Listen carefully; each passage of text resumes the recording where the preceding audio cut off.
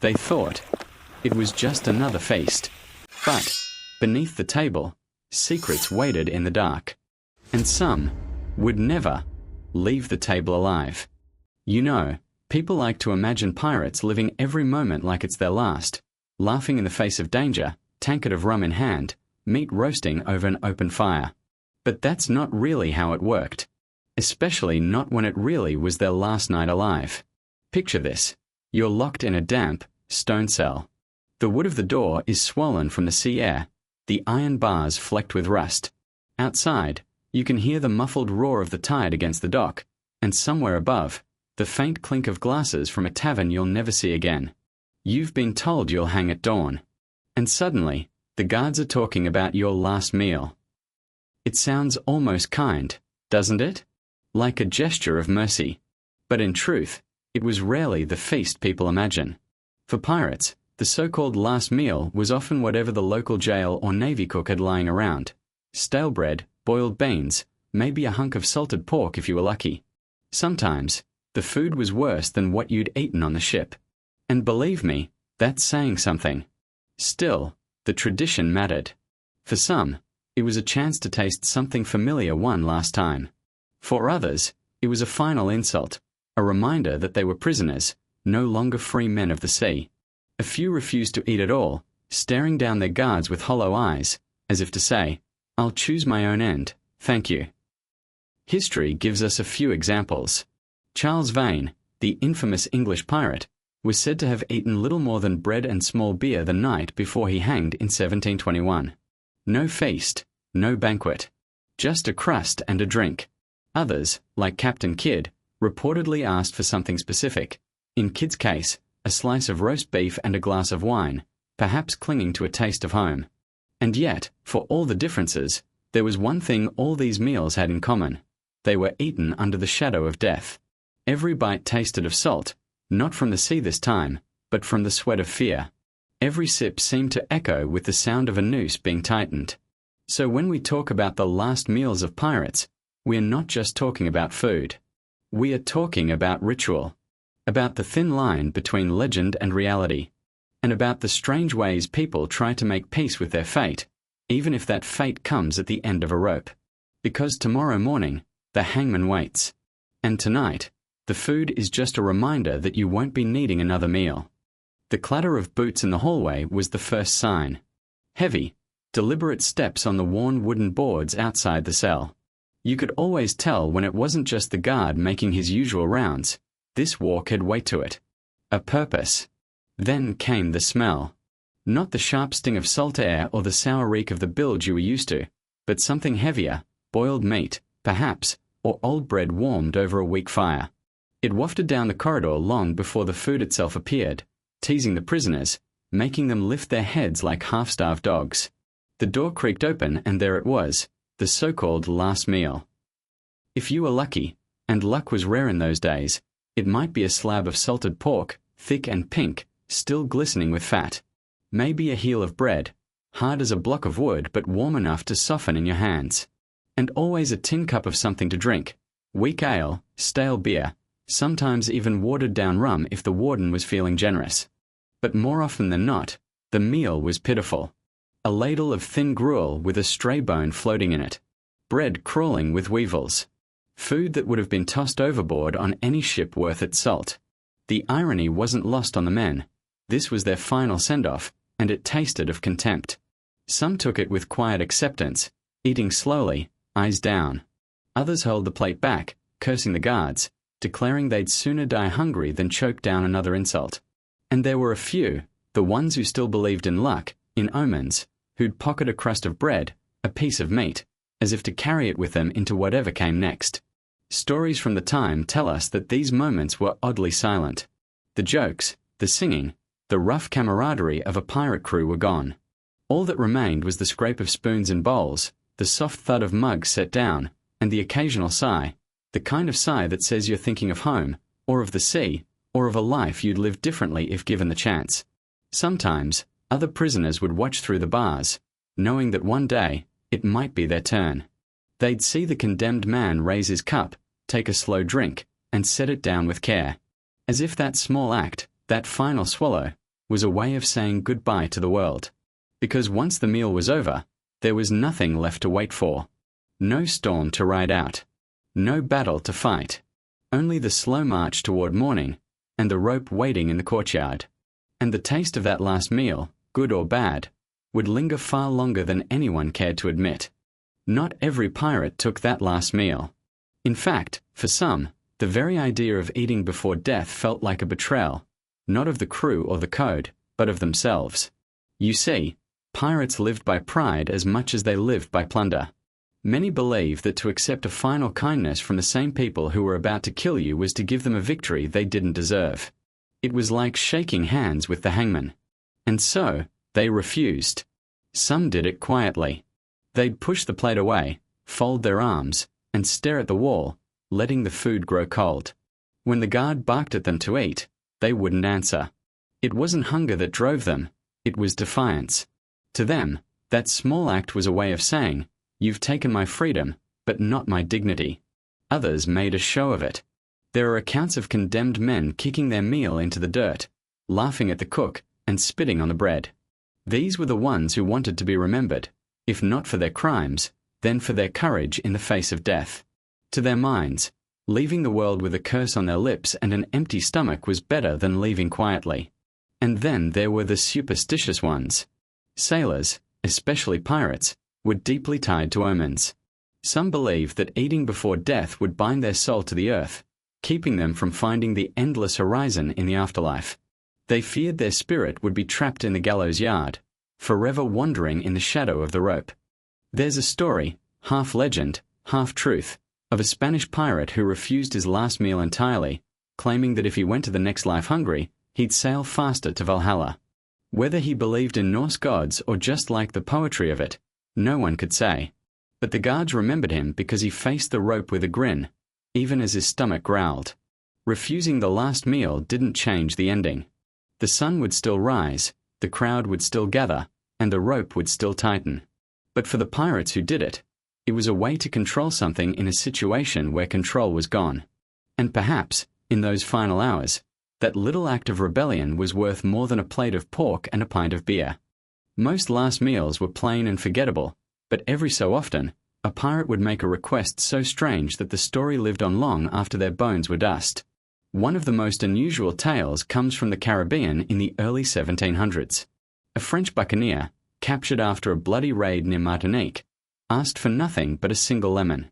Not rum, not meat, not bread, just one lemon, which he sliced and ate slowly, wedge by wedge, grinning at his captors. When asked why, he replied, "So I can meet death with a clean mouth." Whether he meant fresh breath or a symbolic cleansing of the soul, no one knew. Then there was the case of Mad Jack Marlowe, an English pirate known for his unpredictable temper.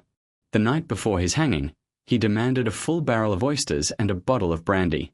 The jailers thought it was a joke, until Marlowe began shucking and slurping them one by one, all while telling increasingly outrageous stories about treasure buried in places no one could find.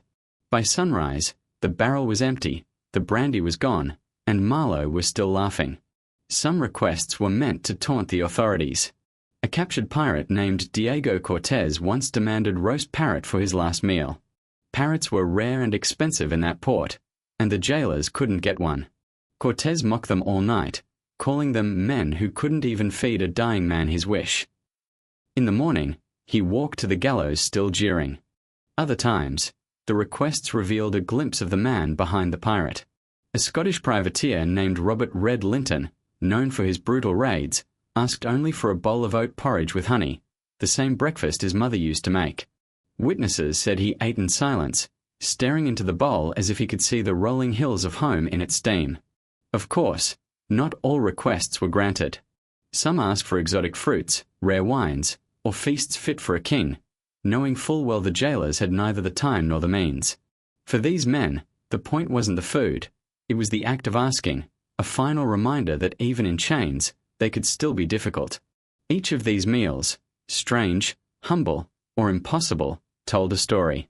They weren't just about hunger. They were about identity, defiance, and the way a man chooses to meet his fate. And for pirates, whose lives were lived on the edge, That choice mattered as much as any treasure they ever stole. The clanging of the cell door was the signal. No more waiting. No more bargaining. The time had come. 2 guards would appear in the doorway, often flanked by a priest or chaplain. The priest's face was calm, almost expressionless. He'd walked this path with many men before. The guards, on the other hand, kept their eyes fixed ahead, as if avoiding the condemned man's gaze would make the job easier. The pirate would be led out into the corridor, the sound of his chains echoing against the stone. Some walked with shoulders squared, eyes forward, determined to show no fear. Others shuffled, head down, every step heavy. And a few, either out of bravado or madness, cracked jokes along the way, forcing uneasy laughter from those around them. As they emerged into the daylight, the air felt different, sharper, cleaner, almost mocking in its freshness. The crowd would already be gathering, spilling into the square or lining the road. Some were there out of morbid curiosity, others to see justice done. Children clung to their mothers' skirts, while old sailors stared with quiet recognition, knowing how thin the line was between freedom and the rope. The walk itself was never long, but it felt endless. Every footstep was a drumbeat, every breath a countdown. Some pirates used the moment to shout defiance, hurling curses at the authorities, proclaiming their innocence, or even confessing to crimes no one had known about. Others stayed silent, their thoughts locked away where no one could reach them. There were traditions, too. In some ports, the condemned man was allowed a final drink along the way, a small cup of rum or ale to steady the nerves. In others, he might pause to give a coin to a beggar, a gesture meant to buy goodwill in the afterlife. And in rare cases, the pirate would toss trinkets or coins to the crowd, as if scattering the last of his plunder. The gallows loomed ahead, stark against the sky. The rope dangled, swaying slightly in the breeze. The crowd's chatter would grow quieter as the pirate mounted the steps, every creak of the wood loud enough to carry across the square. Some went quickly, accepting the blindfold and saying their last words in a firm voice. Others fought to the end, forcing the guards to drag them up. But in every case, the moment the noose tightened, the weight of the pirate's life, his raids, his treasures, his battles, seemed to hang there with him, suspended for one last heartbeat before the drop. And when it was over, the crowd would murmur, disperse, and return to their lives. But for those who had seen it, the memory of that final walk, the clink of chains, the set of the pirate's jaw, the shadow of the gallows, would linger long after the square was empty. When the drop came and the body hung still, the job wasn't over. Not for the guards, not for the onlookers, and certainly not for the pirate. In most ports, the corpse would be left hanging for an hour or more. Officially, it was to ensure death. Unofficially, it was a warning, a grim display to remind anyone thinking of turning pirate that this was how the story ended. The sun would beat down, flies would gather, and the crowd would pass by in silence, glancing up at the lifeless figure swaying in the breeze. Afterward, the body might be taken down and prepared for burial, or for something far less merciful. In England and many of its colonies, a law known as the Pirates Act allowed the bodies of notorious pirates to be tarred and hung in iron cages, called gibbets, along the shoreline. There they would remain, sometimes for years, the salt air slowly stripping away flesh until only bone and rusted iron were left. Sailors called them sea crows, because they seemed to watch the harbour, warning that the noose was waiting for the next fool who defied the crown. The tarring served a purpose beyond preservation. The thick black pitch sealed the skin and gave the body an almost statue-like quality, making it both more grotesque and more enduring. It was a deliberate act of humiliation, denying the pirate a proper burial, denying his soul peace. In a world where superstition ran deep, this was as much a spiritual punishment as a physical one. Not every pirate met this fate. Some, especially those with influential friends or family, were quietly buried in unmarked graves outside the churchyard. Others were claimed by their former crew, spirited away in the night to be laid to rest at sea, a burial more fitting for a man who'd lived his life on the waves. And then there were the ones whose bodies vanished entirely. Rumours would swirl of bribed officials, secret burials, or even miraculous escapes. In truth, most of these stories were just that, stories. But they kept alive the idea that perhaps, just perhaps, some pirates managed to cheat the rope. For the common folk who passed these gibbets on their way to market or to the docks, The sight became part of the landscape. Children would dare each other to run beneath the hanging cage, fishermen would spit for luck when sailing past, and old sailors would mutter prayers to keep their own fates from ending in iron and tar. The body might be dead, but its presence, its warning, lived on. And for generations, these blackened silhouettes against the sky reminded all who saw them that piracy was a gamble where the stakes were your very life. A pirate ship was many things: a fortress, a home, a prison, but it was never clean. Fresh water was precious and was almost always reserved for drinking.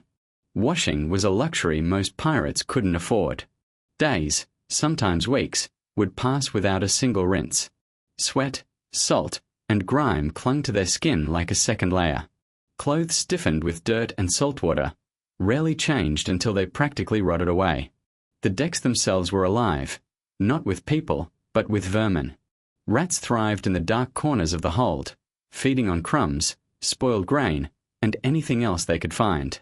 Fleas and lice were constant companions, burrowing into bedding, hair, and clothing. Scratching was as common as breathing. The air below deck was thick, heavy with the stench of unwashed bodies, damp wood, and the sour tang of spoiled food. Ventilation was poor, and in hot climates, the heat was suffocating. Pirates would sometimes sleep on deck just to escape the smell, though that meant enduring wind, rain, and cold.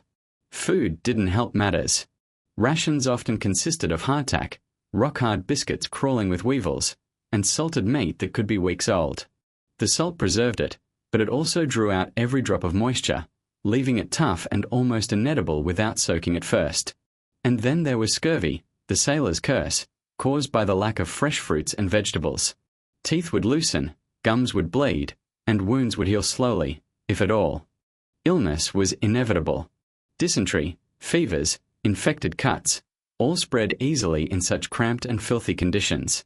There were no doctors, only the ship surgeon, whose tools were often as dirty as the decks themselves. Surgery, when necessary, was performed without anesthesia, and more often than not, the patient died from infection afterward. Yet, somehow, pirates adapted. They shared combs to pull lice from their hair. They set traps for rats, sometimes even eating them in desperate times. They smoked the lower decks with burning herbs or gunpowder to drive out pests.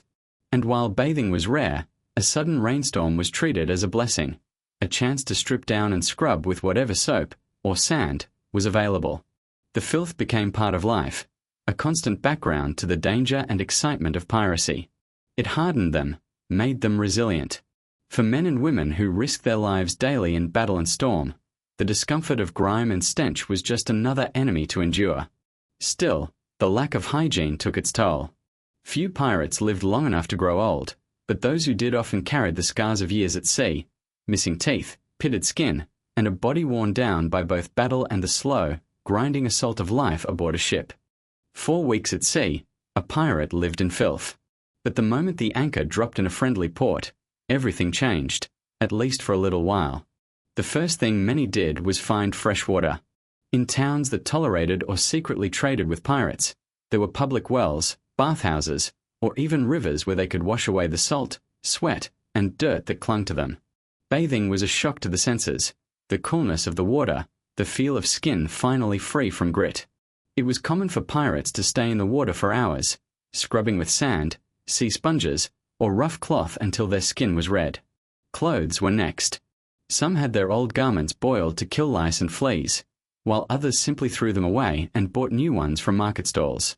Bright sashes, clean shirts, and sturdy boots were more than just comfort. They were a statement. A freshly washed and well-dressed pirate could pass for a merchant or sailor, blending in until it was time to set sail again. Then came the taverns. After weeks of eating wormy biscuits and salted meat, the chance to feast on fresh bread, roasted meat, and fruit was irresistible. Many pirates gorged themselves to the point of sickness, washing it all down with beer, rum, or wine. Food was not only pleasure, it was health. Fresh produce, especially citrus fruits, helped fight off the scurvy that haunted their time at sea. Some ports had barbers who doubled as surgeons. Pirates would line up to have their hair cut short to rid themselves of lice, their beards trimmed, or even rotten teeth pulled. The barber's chair was a place of both pain and relief. It hurt, but it also meant walking out feeling human again. However, not every pirate cared for cleanliness.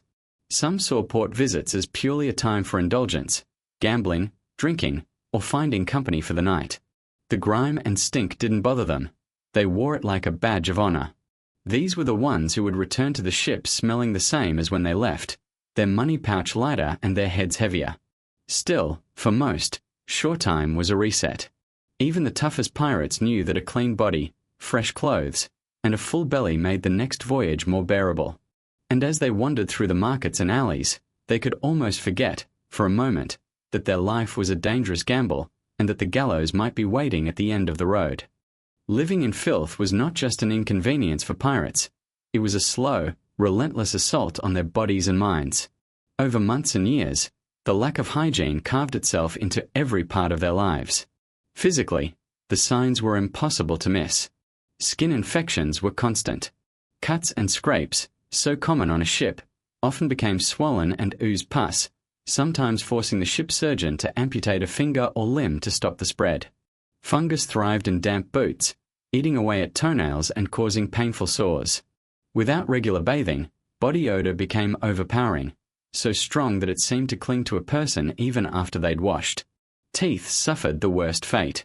Without fresh fruits or vegetables, gums would recede, teeth would loosen, and many fell out completely. By their 30s, some pirates were nearly toothless, their speech slurred and their diet reduced to whatever they could chew. Infections in the mouth could spread to the jaw or even the brain, killing a man more surely than a bullet. Then there were the parasites. Lice were a daily torment, burrowing into scalp and clothing seams. Fleas spread fevers, while intestinal worms drained energy and caused constant hunger. The scratching, the stomach cramps, the endless fatigue, all became part of the pirate's existence. But the damage was not only physical. Psychologically, living in such conditions wore a person down. Constant discomfort frayed tempers. Small arguments over space, food, or chores could explode into fights, sometimes with knives drawn.